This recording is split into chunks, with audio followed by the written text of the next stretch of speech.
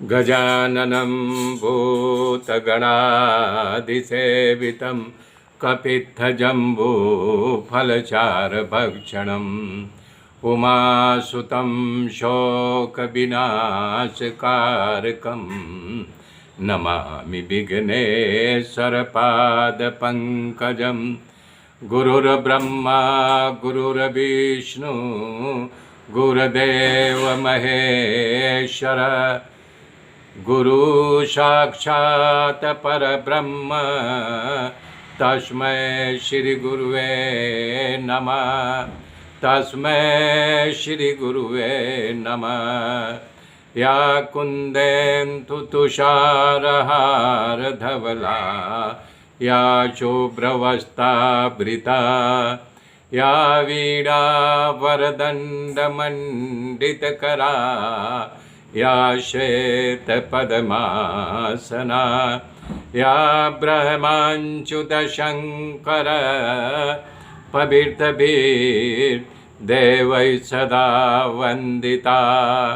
सा मां पातु सरस्वती भगवती निःशेषजाड्यापः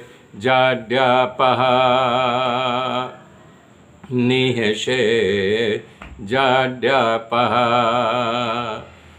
श्रीमन्नारायण नारायण हरि हरि ओम। हे श्रीमन्नारायण नारायण हरि हरि ओम। श्रीमन्नारायण नारायण हरि हरि ओम। हे श्रीमन्नारायण नारायण हरि हरि ओम। श्रीमन्नारायण नारायण हरि हरि ओम। श्रीमन्नारायण नारायण हरि हरि ओम। ओम नमो भगवते वासुदेवाय। ओम परमात्मने नमः।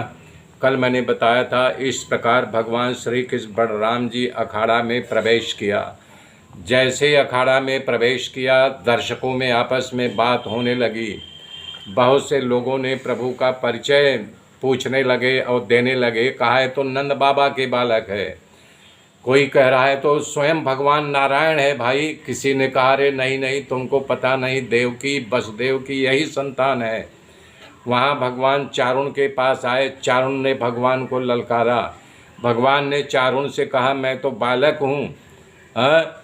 तो बालक हमें दो लड़ाई करने के लिए। चारुण कहा कि हमें पता है, अभी उस हाथी के पास 2000 हाथी कितना बल था जिसे तुमने मार डाला। कह रहे हो कि हम बालक हैं।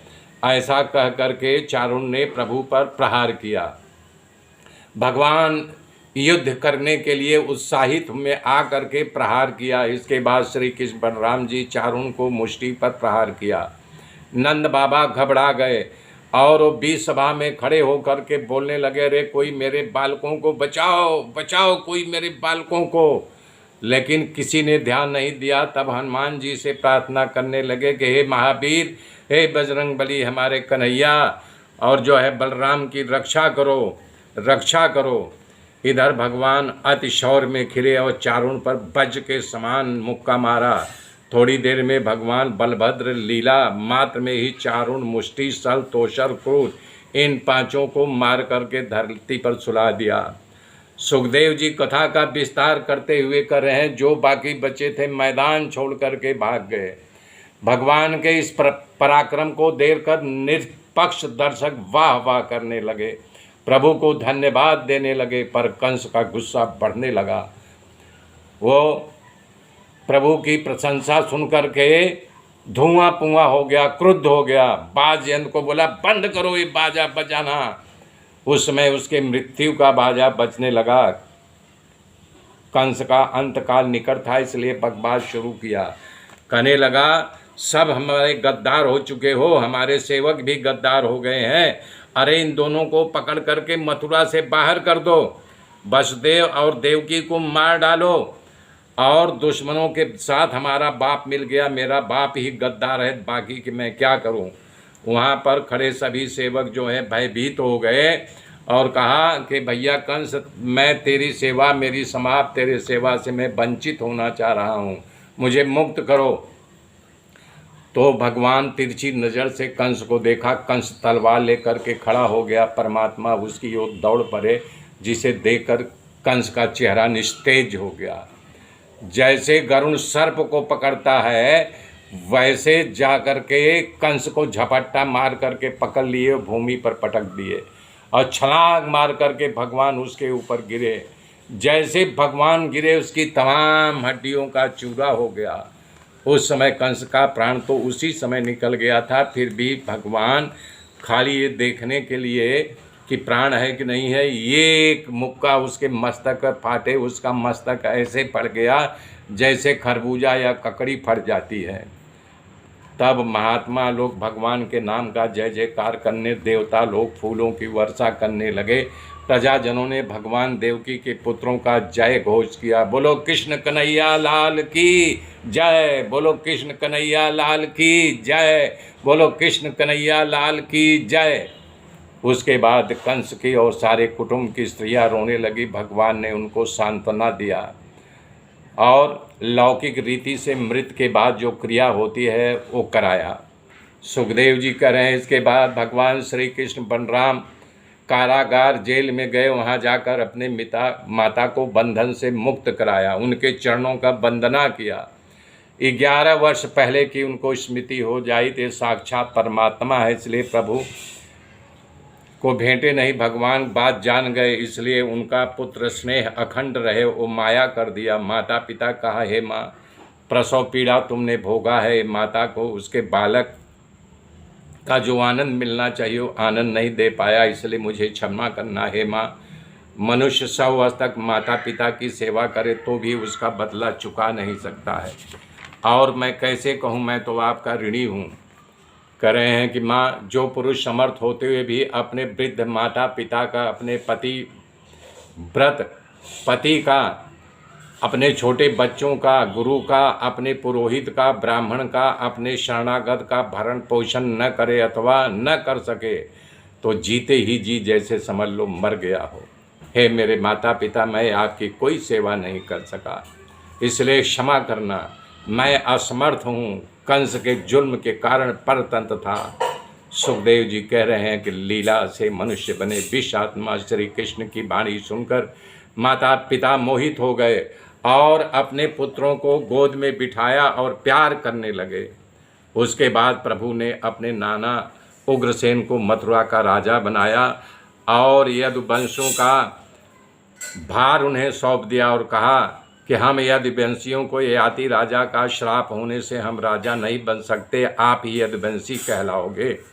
जहाँ तक मेरी इच्छा है ये शाप आपको बाधक नहीं, आप राज्य करो। इसके बाद कंस के भय से भागे कुछ कुटुंबी जनों भगवान ढूंढ ढूंढ करके मथुरा में लाए, उन्हें बसाया, तमाम सुख दिया।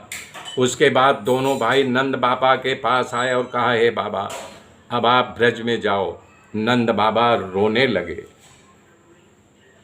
नंद बाबा जब रोने लगे, अब ग्वाल भी रोने लगे कि नंद जी ने कहा, हे कृष्ण बलराम, तुम्हारे बिना साथ लिए मैं ब्रज में कैसे जाऊंगा? ब्रजवासियों को क्या कहूँ, ब्रजवासियों का क्या होगा? भगवान उस समय कहा कि मथुरा में ऐसे कुटुंबी जनों की व्यवस्था करके उनकी सुखी करके तब मैं ब्रज में आऊँगा। अपने मित्रों के भी मीठा मीठा वचनों बोल करके कि बोले नंद बाबा को ले करके आप जो लोग ब्रज जाइए। ग्वाल रोते रोते ब्रज में जाने के लिए प्रस्थान किया। उसके बाद गर्गाचार्य ऋषि को बुला करके यज्ञोपवीत मुहूर्त निकाल करके ब्राह्मणों का खूब आदर सत्कार करके दान दिया, यज्ञोपवीत हुआ। इस तरह से यदुवंश के आचार्य गर्गाचार्य के यहाँ पवित्र संसार करा करके ब्राह्मणत्व प्राप्त किया और गायत्री मंत्र के उद्देश्य से ब्रह्मचारी तो थे ही, फिर भी अध्ययन करने के लिए प्रभु ने ब्रह्मचर्य व्रत को धारण किया। उसके बाद भगवान श्री कृष्ण और बलराम गुरुकुल में निवास करने की इच्छा से काश्यप गोत्री सांदीपनी ऋषि के आश्रम गए। ये आश्रम अवंतीपुर उज्जैन में था। वहाँ जाकर के विद्याभ्यास करने लगे और गुरु की सेवा करने लगे। यहाँ भगवान सुखदेव जी कह रहे हैं, एक बात, भगवान श्री कृष्ण बलराम तो संसार के मात्र कारण है, संसार भर की तमाम विद्याओं को उनसे ही प्रकट हुई है। स्वयं सिद्ध हैं, सर्वज्ञ हैं, खुद मानव लीला करने के लिए आने के कारण एक सामान्य मानव जैसा बर्ताव करके अपने ब्रह्मत्व को छुपा रहे थे। गुरु के आश्रम में जाकर के प्रभु अति शुभ भाव से गुरु की सेवा की। सांदीपनी ऋषि प्रसन्न होकर के वेदों उपनिषदों का ज्ञान दिया। उपरात मंत्र साध धनुर्वेद स्मृति आदि धर्म शास्त्रों का भगवान और बलराम को ज्ञान दिया। दोनों भाइयों मीमांस यानी तर्क साथ न्याय साथ 6 प्रकार की राजनीति ये सब सीखा। यहाँ पर एक प्रकार का आश्चर्य सुखदेव बताते हैं, मात्र एक बार संदीपनी जो सिखाते थे दोनों भाइयों को याद होता था। इस प्रकार भगवान 64 दिन गुरुकुल में रह करके 64 प्रकार की विद्याओं को सीखा था। मेरे मित्रों, आगे की गाथा कल जोड़ूंगा, तब तक के लिए जय श्री राम।